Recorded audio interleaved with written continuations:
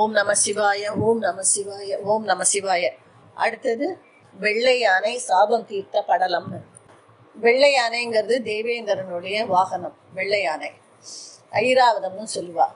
இது என்ன அர்த்தம்னா, முதல்ல துர்வாச முனிவர் காசிக்கு போய் அங்கே ஒரு சிவலிங்கமை பிரதிஷ்டை பண்ணி துர்வாச லிங்கம்னு பேர் வச்சு அதுக்கு ரொம்ப ஸ்ரத்தையா அபிஷேகம் பூஜை எல்லாம் பண்றாரு. இந்த மாதிரி முனிவர்கள்லாம் நிறைய கஷேத்திரங்கள்ல போறத லிங்கம் பிரதிஷ்டை பண்ணி செய்வா. அந்த மாதிரி இவர் ரொம்பவும் இதுவா மனப்பூர்வமா எல்லாம் பூஜை பண்ணின உடனே சிவனுடைய ஆசீர்வாதம் கிடைக்கிறது. அதாவது பகவான் சினிமானெல்லாம் வர மாதிரி நிறைய தடவை நேர்ல பிரத்யட்சை உனக்கு என்ன வேணும்னு கேட்பாருங்கிறது. இவர் அவ பெரிய ரிஷிகளுக்கெல்லாம் நேரே பிரத்யட்சமாவார்.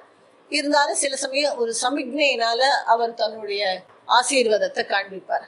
அந்த மாதிரி இவர் துர்வாசர் பூஜை முடிஞ்சு பாக்கறத சிவலிங்கம் மேல இருக்கிற ஒரு ஸ்வர்ண கமலம், தங்க தாமரை அப்படியே உச்சியிலேருந்து கீழே விழுறது. அதை இவர் கீழே விழுந்துடாம டக்குன்னு கையில பிடிச்சுன்றார். ரொம்ப சந்தோஷம் ஆயிடுது. ஸோ நம்ம பூஜையை சிவன் ஏத்துட்டான்னு அவ்வளோ சந்தோஷப்படுறார். சரி, இதை நம்ம வச்சுக்கிறத விட தேவேந்திரனை கொடுப்போம், அவங்கிட்ட கொடுத்தா இன்னும் எல்லாருக்கும் நல்லதுன்னு எடுத்துட்டு தேவலோகம் போறார். இது ஒரு பாயிண்ட். இந்த மாதிரி ரிஷிகள்லாம் அவ பூஜை பண்ற கஷேத்திரங்களுக்கு போனா அவளுடைய தபஸோட நிறைய மகிமைய பூஜையில அந்த சுவாமிக்கும் இது பண்ணியிருப்பா ஆவாகனம். அதனால அங்கெல்லாம் போனாலே நம்ம எதுவும் பண்ணாமே நமக்கு நிறைய ஒரு வைப்ரேஷன், ஒரு நிம்மதி எல்லாம் கிடைக்கும். இப்போ தேவலோகம் போனா அப்பதான் தேவேந்திரன் நிறைய அசுரர்கள்லாம் ஜெயிச்சுட்டு ரொம்ப பிரம்மாண்டமா ஊர்வலத்தோட வரான். வாரத்தை அந்த ஐராவதம் யானை மீது ஏறி உட்காந்து வரான். எல்லாரும் உடனே ஆர்ப்பாட்டமா அங்கங்க வாத்தியங்கள் முழங்க நாட்டியம் ஆடான்னு அவரை வரவேற்கிறான். ஸோ நேச்சுரலி இப்போ ஒண்ணுமில்லாதக்கே எல்லாருக்கும் ஒரு கர்வம் வந்துடுது. அவனுக்கு ரொம்ப சந்தோஷத்துல அப்படி தலகால் புரியாம இருக்கான். அப்போ இவர் துர்வாசர் வரார். வந்த உடனே பார்க்க போனா அவன் இறங்கி ஓடி வந்ததுல அவர் வரவேற்கணும். இப்பதான் போனதுல பார்த்தோம், பிரகஸ்பதி தேவகுருவை அவமரியாதை பண்ணி தான் அவன் பல கஷ்டப்பட்டான்னு சொல்லி. இருந்தும் அவனுக்கு இன்னும் சரியா புரிபடலை இதெல்லாம். அதனால அவன் இவரை பார்த்தானே தவிர வாங்கோன்னு சொன்னா ரொம்ப பவ்யமாலாம் எதுவும் பண்ணல. அவரும் அதை துர்வாசர் முனிவர் கோபத்துக்கு பேர் போனவர். அவரும் அதெல்லாம் கண்டுக்காம இந்த மாதிரி காசி போய் சிவலிங்க பிரதிஷ்டை பண்ணி பூஜை பண்ணேன். அதுல ஸ்வர்ண புஷ்பம் பகவான் ஆசீர்வாதமா கிடைச்சது. உனக்கு கொடுத்தா நல்லதுன்னு கொண்டு இருக்கேன்னு கொடுக்குறார். அப்படியான்னு சொல்லி வாங்கி அதை யானையோட மத்தகத்து மேல வைக்கிறான். இந்த யானையோட மத்தகம்னா தலை மேல அந்த சென்டர் பாயிண்ட்ல. அதை பக்தியா ஒன்றும் பண்ணல. ஒத்தின்னு ஆஹா அப்படியா ரொம்ப சந்தோஷம் அதெல்லாம் ஒன்றும் சொல்லலை. அவனுக்கே அவ்வளவு புரிபடாதப்ப யானைக்கு என்ன தெரியும்? அதை அசையத்த அந்த மத்தகத்துல இருந்து இந்த தாமரைப்பூ கீழே வந்துருது. அதை நடந்து வந்து அதை காலால நல்லா மிதிச்சு நசுக்கிடுது.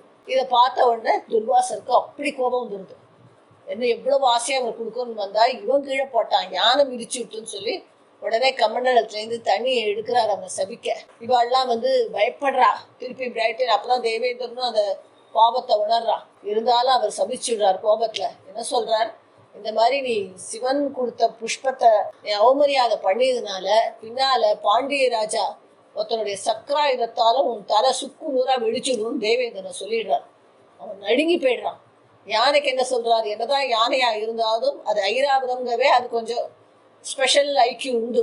ஆனாலும் அது இது மாதிரி மிதிச்சதுனால புஷ்பத்தை அது காட்டு யானையா இனிமே பூமியில வலம் வரணும் அப்படின்னு சபிச்சு விடுறாரு.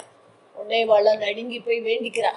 என்ன இந்த மாதிரி பண்ணிட்டேல, தயவு செஞ்சு மிச்ச தேவர்களும் வேண்டிட்டு எல்லாரும் ரொம்ப அழுது புலம்பாத குறையா வேண்டிக்கவும் அவர் சரி கொடுத்த சாபத்தை நான் வாபஸ் பண்ண முடியாது, ஆனா அதுல சில இது பண்றேன் அமெண்ட்மெண்ட் அப்படின்னு சொல்லிட்டு என்ன சொல்றார் தேவேந்திரன் கிட்ட, உனக்கு பாண்டியராஜாவுடைய நான் கொடுத்த சாபம் பின்னால பலிக்கும், இப்ப உடனே இல்லை, ஆனால் தலைக்கு வந்தது தலைப்பாயோட போச்சுங்கிற மாதிரி அந்த சக்கராயுதத்தினால ஒரு கிரீடம் தான் போகும், தலைக்கு ஒன்றும் ஆகாதுன்னு சொல்லிடுறார். அடுத்து யானைக்கு என்ன சொல்றார்? அது வருஷத்தை குறைக்க முடியும் சாபத்தை. 100 வருஷம் அது காட்டு யானையா பூமியில சுத்தும். அப்புறம் ரொம்ப ஒரு புண்ணிய கஷேத்திரத்துக்கு வந்தப்போ அது அங்க அந்த சுவாமியை பூஜை பண்ணி திருப்பி ஐராவதமா மாறிடும்னு அவர் சாப விமோச்சனமும் கொடுக்குறார். கொடுத்த உடனே இந்த யானை உடனே காட்டு யானையா மாறிடுது, பூமியில போய் சுத்திட்டு இருக்கு. அதுக்கு என்ன தெரியும்? மனுஷால தேவேந்திரனுக்கே அறிவில்லாம செய்யறத அது நம்ம ஐராவதமா இருந்தோம் இப்ப காட்டு யானையா மாறிட்டோம்லாம் தெரியுமா? அது பாட்டு சகஜமா காட்டுல மத்த யானைகளோடு தெரிஞ்சுட்டு இருக்கு. அதுக்கு பழசு எதுவுமே தெரியாது. அந்த மாதிரி வருது. 100 வருஷம் முடியிற டயத்துல அது கரெக்டா அந்த கடம்ப வனம்க்கு வருது. கடம்ப வனம் தான் இப்ப மதுரைன்னு சொல்றதுக்கு ஆதி காலத்துல கடம்ப வனம்னு பேரு. அங்க பொத்தாமரை குளத்தை பாக்குறது. பார்த்த உடனே கொஞ்சம் அதுக்கு ஒரு இதுவா இருக்கு. அப்புறம் அந்த பொத்தாமரை குளத்துல குளிக்கிறது. குளிச்சு எழுந்து பார்த்து அதே சிவமே அங்க இருக்கிற சிவலிங்கம் சிவபெருமான் அருள் பார்வையும் அது மேல படுது. உடனே அது வெள்ளை வெளியேன்னா ஐராவதம் யானையா மாறிடும். மாறின உடனே அதுக்கு மனசுல எல்லாம் நல்ல இது வருது.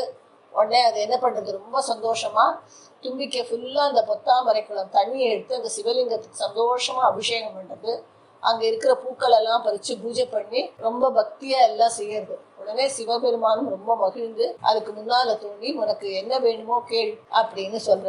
அதுக்கு அது சொல்றது, நான் இங்கே இருந்து உங்களுக்கு பூஜை பண்ணணுங்கிறது. அவர் சொல்றாரு, அது இப்படி இல்லப்பா, நீ தேவேந்திரனுடைய சபையில தேவேந்திரனுக்காக இருக்கணும், அதுதான் உன்னோட டியூட்டி. நீ உனக்கு விருப்பம் உள்ள வரைக்கும் இங்க இருந்து பண்ணிட்டு அப்புறம் நீ அங்க போகணும். தேவேந்திரன் தப்பு பண்ணாலும் அவனும் என்னுடைய பக்தன் தான். குழந்தைகள் தப்பு பண்ணா நம்ம இப்ப அம்மா அப்பா மதிக்கிறது இல்லையா, அந்த மாதிரி தான் நானும் இப்ப தப்பு பண்ணினாலும் அதை மதிச்சிடுவேன்.